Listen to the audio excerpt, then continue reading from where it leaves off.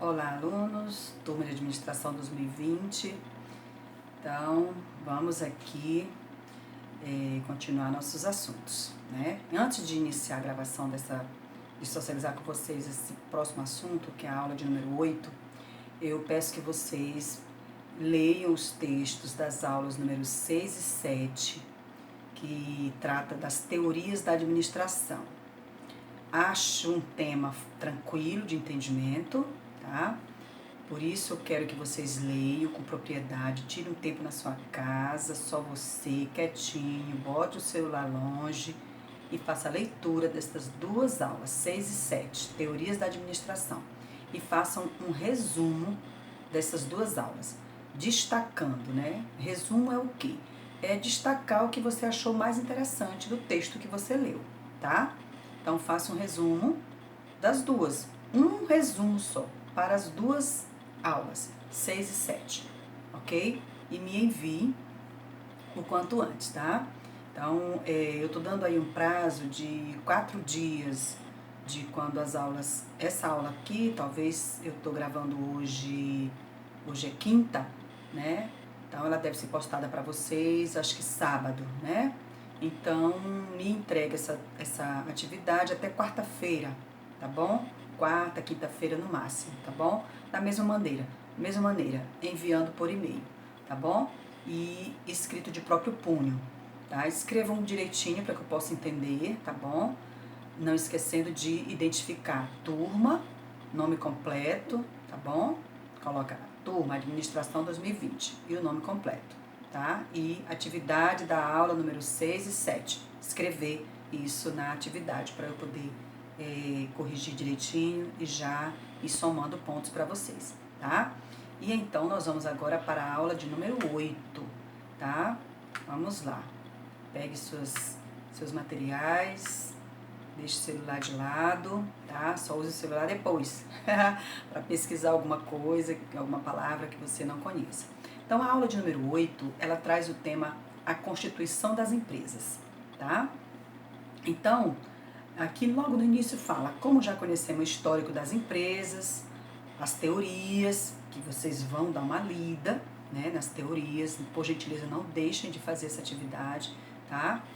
As teorias que nasceram para compreendê-las, vamos aprender um pouco mais sobre constituição de empresa, né? Compreender quais são os elementos que compõem uma organização, seus cargos, tarefas, departamentos e organogramas, tá? Então vamos lá.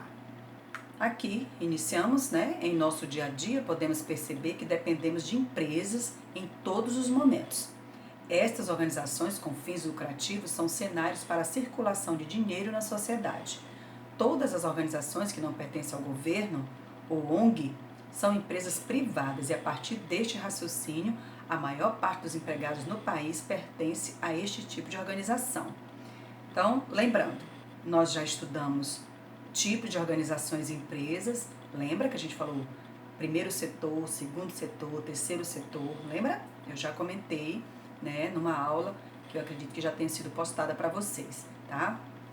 Então, as empresas privadas, né, elas são as principais, são os principais meios de como é que chama? Empregadores, né, para o mercado, tá?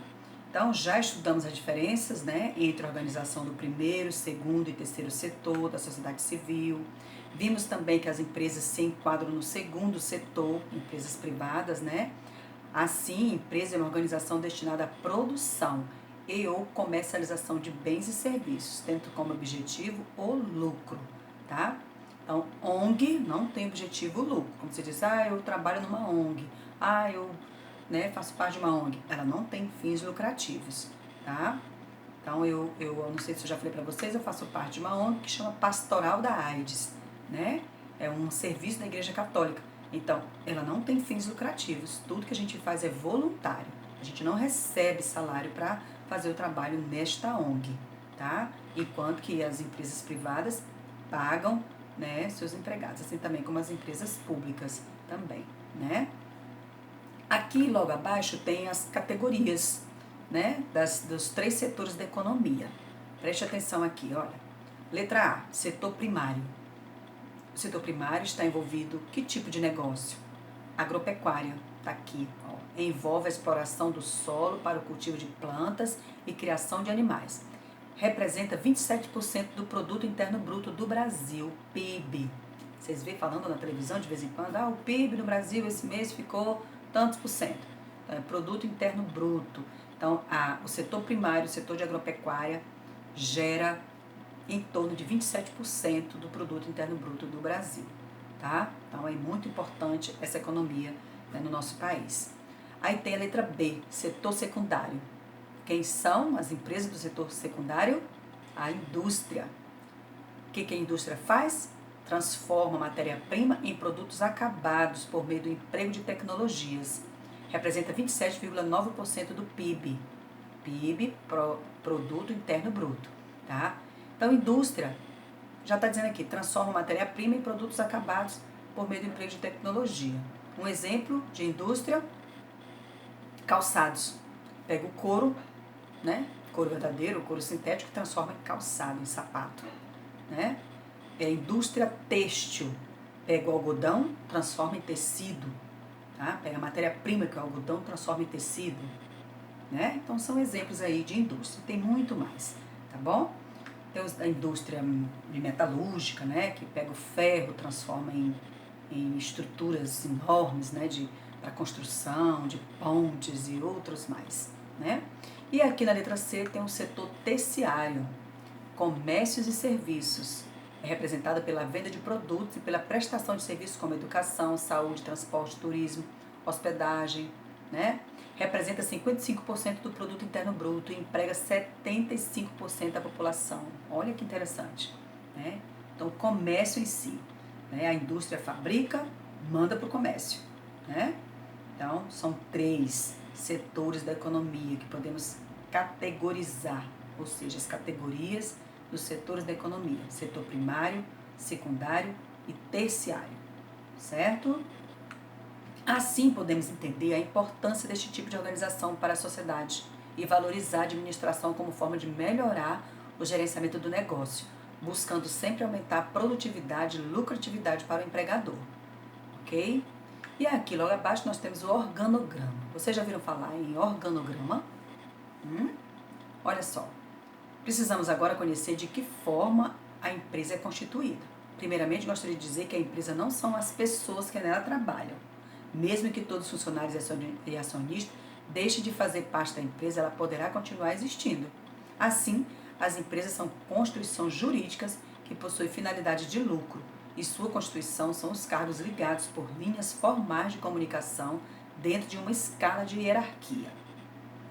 Hierarquia significa que tem sempre uma pessoa mais alta que eu na questão da empresa, que tem um poder maior, né? Então, exemplo de hierarquia no meu trabalho, né? No setor público que eu trabalho. Eu tenho o prefeito, depois do prefeito eu tenho o meu secretário de saúde, depois do secretário de saúde eu tenho a minha diretora, ok? Então, isso é um exemplo de hierarquia que a gente tem que respeitar, né? Dentro da questão de organizações de empresas, né? Tanto ela pública como privada. Tá? Então, toda empresa tem presidente, né? Diretor-geral, não é assim? Aí depois vai baixando, coordenador, supervisor, gerente, encarregado, né? Então, isso nós chamamos de hierarquia, tá? Pode parecer um pouco difícil de compreender, mas vejamos aqui, ó. Cargo. O que é um cargo dentro de uma empresa, de uma organização? É a divisão do trabalho dentro da empresa. Cada cargo contém uma série de tarefas que são desempenhadas pelos ocupantes dos cargos. Por exemplo, cargo de auxiliar de produção de uma fábrica de sapatos, né? Auxiliar de produção. Tem lá as máquinas, tudo, e aí vem uma pessoa aí é auxiliar de produção. Tá? Isso é um cargo. Também aqui tem as tarefas dentro do cargo. Fabricação de sapatos, corte do couro, corte da borracha, postura das peças, acabamento dos sapatos. É isso que o auxiliar de produção faz. Né? Por mais que tenha a máquina lá que costura, tudo, né? Mas tem que cortar antes. Mas também tem a máquina de cortar, mas tem que organizar para poder colocar tudo bonitinho, né? Então, a tarefa de auxiliar de produção. Aqui, logo abaixo, tem as linhas formais de comunicação. são as linhas que demonstram quem possui poder de tomada de decisão e quem possui a responsabilidade para a execução das tarefas. Nestas linhas, podemos perceber quantos funcionários são subordinados a um gestor e quantos empregados devem obediência a este superior imediato, certo? São as linhas formais de comunicação dentro de uma empresa, certo? Escala de hierarquia. Demonstra dentro do organograma qual é a importância de cada cargo. Informa quem possui mais poder e autoridade dentro de uma empresa. Afinal, quem está no elevado do organograma tem mais importância hierárquica do que aqueles que estão nos níveis mais baixos. Vocês já viram o organograma de uma empresa? Já tiveram a oportunidade de ajudar a fazer um organograma? Não ou sim? Tá? Vamos aqui, olha, logo abaixo tem um, ó, modelo de um organograma. Lá em cima, na caixinha, na primeira caixinha, no quadradinho, está escrito nível estratégico. Quem fica no nível estratégico é a direção. É o diretor, diretora, presidente, né? Tem sempre isso, tá bom? Aí logo abaixo tem 3 caixinhas mais. Nível tático, gerência e supervisão, né? Então tem o diretor, o presidente, né? E logo abaixo dele vem as gerências e supervisão. Logo abaixo, várias outras caixinhas. Nível operacional, é funcionários em geral, né? Então vamos ver aqui dentro de uma empresa de fabricação de polpas de frutas, aqui, né? Tem o diretor-geral da empresa de fabricação, logo abaixo dele tem a gerência e a supervisão, né? O gerente, ele fica ali, né, organizando, olhando, pensando todo o tempo na questão do nível operacional. Ele está ali para gerenciar o nível operacional. O supervisor para supervisionar o nível operacional, certo? Então, as pessoas que fazem a polpa mesmo, que beneficia, digamos assim, empacota tudo bonitinho, é o nível operacional. Então, ele fica mais abaixo dentro do organograma, tá? Aí, nessa figura, podemos observar que o nível mais elevado da organização é o nível estratégico ou de direção. Neste patamar, o seu ocupante deve tomar decisões que são importantes para a organização como um todo, ou seja, que podem afetar os rumos e o futuro a longo prazo de todos que fazem parte dela. Por isso dizemos que é estratégico, pois traça e define os planos mais relevantes, né? O nível intermediário, também chamado de tático, é responsável por traduzir os planos estratégicos em planos de médio prazo, que são, em geral, uma fração do que se planejou em longo prazo. Assim, os gerentes atuam nos departamentos ou setores que são responsáveis. Por exemplo, um gerente comercial deverá conhecer os planos estratégicos da empresa e atuar em médio prazo, focando o seu setor, ou seja, o departamento comercial. E, a partir daí, criar uma comunicação clara com os funcionários operacionais. Tá? Os operacionais, como eu disse, e aqui no texto reforça, colocam a mão na massa, ou seja, que operacionaliza tudo aquilo que foi planejado em longo prazo pelos diretores, que foi traduzido em termos práticos pelos gerentes, tá bom? Aqui logo abaixo tem falando de departamentalização, palavrão, né? Departamentalização. Vejamos o que seja, o que é, né, esse termo. É o agrupamento de funções relacionadas em unidades gerenciáveis para atingir objetivos organizacionais de maneira eficiente e eficaz. As principais formas de departamentalização são funcional, por processo, mercado, cliente, área geográfica e matricial. Então, simplificando, uma empresa tem vários departamentos: financeiro, estoque, cobrança, né? Que mais? Limpeza, refeição, não é? Uma empresa tem vários departamentos, então ela precisa disso para poder funcionar melhor, tá? Porque senão fica tudo junto e misturado e ninguém se entende. Então tem que ter departamentalização, certo?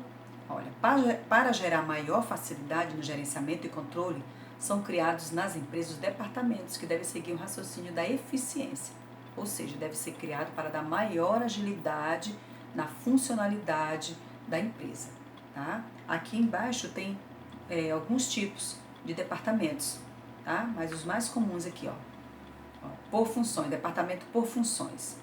Departamento de produção, comercial, financeiro, logística, né, por função. Aí departamento por produtos e serviços.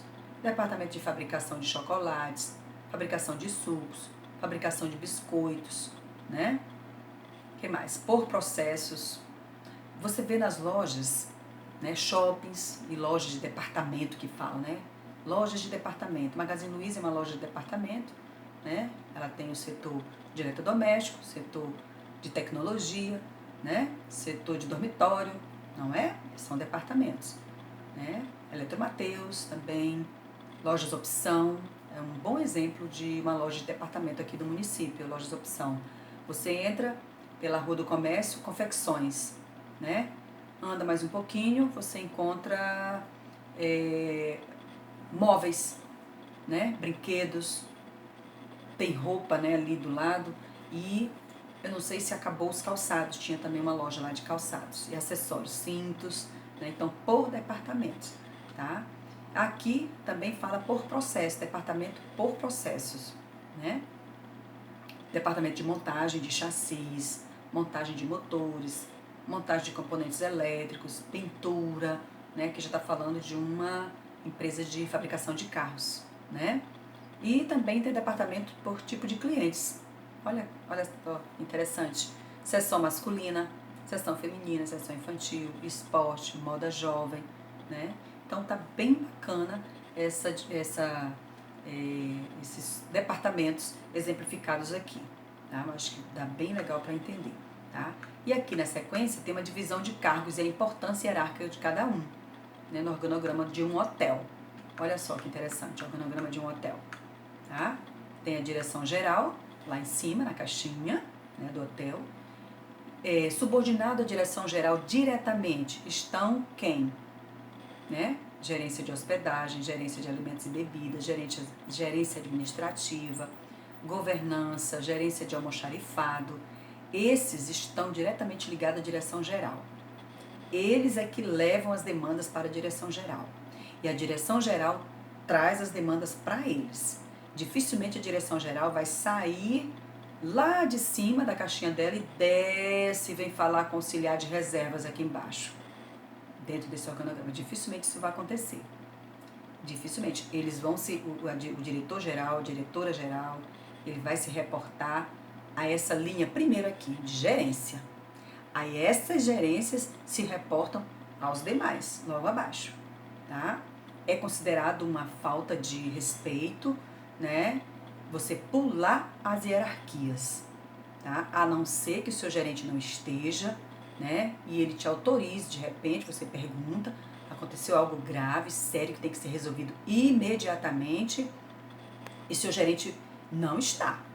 Então você entra em contato e diz, você não está, você permite que eu vá falar com fulano, beltrano, na direção geral para resolver o problema? Não é? Porque tem muitos problemas nas empresas, principalmente em hotéis, né, que recebe muita gente, que não pode deixar para depois. Por exemplo, um cano estourado, né, uma falta de produto de higiene para fazer uma limpeza num quarto, né? Aqui eu estou vendo, você pode falar com a gerência de almoxarifado para pegar o produto, né? Mas aí cadê o gerente de almoxarifado? Ele não está, e por isso você vai deixar o serviço parado? Não vai falar não vai resolver? Porque não pode subir e falar com o diretor-geral? Não. Sendo assim, se é um problema que não pode esperar, a gente pula a hierarquia, mas sempre comunicando, tá? Então, eu no meu caso, às vezes a minha diretora não está no meu local de trabalho, né? Não dá para falar com ela para consultar. Eu mando uma mensagem, né, dizendo alguma coisa e dizendo para ela, comunicando que o problema precisa ser resolvido imediato, e eu vou falar com o secretário imediatamente para resolver. E ela me autoriza. Às vezes ela diz, não, espera eu chegar um pouco, estou chegando em meia hora, a gente resolve junto. Se for necessário, a gente vai junto falar com o secretário, né? Então eu não devo sair, né, direto falar com o secretário sem autorização dela. Assim como eu não devo ir falar com o prefeito sem autorização do meu secretário. Entendeu? Porque eu estou desrespeitando a hierarquia, tá? E se tem uma coisa que eu gosto de fazer, é respeitar todo mundo. Principalmente no meu local de trabalho, né? Então, vamos ver aqui, ó, neste organograma, você percebe que há muitos cargos operacionais, menos cargos gerenciais e apenas um cargo de diretoria, o que revela a existência de um poder centralizado no topo da figura, Ou seja, quanto mais alto o cargo está no organograma, maior é sua importância para a empresa. As linhas que ligam os cargos demonstram quem dirige e quem é dirigido. Ó, acabei de falar. Presta atenção. Então, se você se enxerga aí, ó, nesse organograma, cuidado, tá? Para não pular as hierarquias, tá? Para respeitar o organograma da empresa. Se você não conhece o organograma da sua empresa, onde você trabalha, peça para alguém lá, né? Chega lá, olha, eu queria ver o nosso organograma. Vocês têm? A gente tem organograma aqui na empresa? Deixa eu dar uma olhada, né? Que às vezes não fica exposto, né? Mas tem, deve ter nos documentos, tá? Então, seguindo aqui, olha, já estamos chegando no final. Nesta aula foi possível compreender melhor a estruturação das empresas, a constituição dos organogramas, a departamentalização, a definição dos níveis hierárquicos. Aprendemos que uma empresa é formada por vários cargos e que todos devem trabalhar em sincronia. O sucesso de qualquer empresa é resultado do somatório de todos os seus participantes. Tá? Aí, olha, por gentileza, responda essa atividade aqui. Ó. Com base nos conhecimentos da aula de hoje, procure desenhar o organograma de uma empresa que você conhece e tente compreender qual é a lógica que define a criação dos cargos e departamentos. Tá? Então é simples. Você já trabalha? Está numa empresa? Faça o organograma da sua empresa, da empresa que você trabalha. Né? Bem bonitinho. Siga como exemplo este quadro aí em cima, tá? Então faça esse desenho, tá bom? E me encaminhe, certo? Eu vou agradecer muito, tá bom? Então, mas se você não trabalha, pesquise de uma empresa, né? Que você tem alguém próximo, ou que você observa, ou imaginária, crie uma empresa, né? Assim na sua cabeça e faça o organograma dela para nós, tá bom? Prazo para entrega, né? Tá, hoje é quinta-feira, estou gravando essa aula, então tem outras que vão ser postadas, né? Vocês vão ter que mandar os trabalhos antes. Então, eu acredito que esta aula aqui esteja sendo postada para vocês até domingo, eu acredito. Então, eu espero a atividade desta aula até quinta-feira que vem, 8 dias, tá bom? Ou não. Então, quinta-feira é o dia que está sendo gravado. Então, se for postado para vocês domingo, né? Então, vocês, por gentileza, me entreguem até sábado, tá bom? Acho que fica um prazo bom para todos, certo? Para não atropelar também, porque já tem o resumo das aulas 6 e 7 que vocês têm que fazer também. E eu reafirmo aqui, a frequência no diário vai ser computada de acordo com os trabalhos de vocês, tá bom? Então, por gentileza, façam os trabalhos, façam as leituras, se prepare para o nosso encontro, que eu acredito que a gente vai se encontrar antes de terminar a disciplina, tá? Um abraço em todos.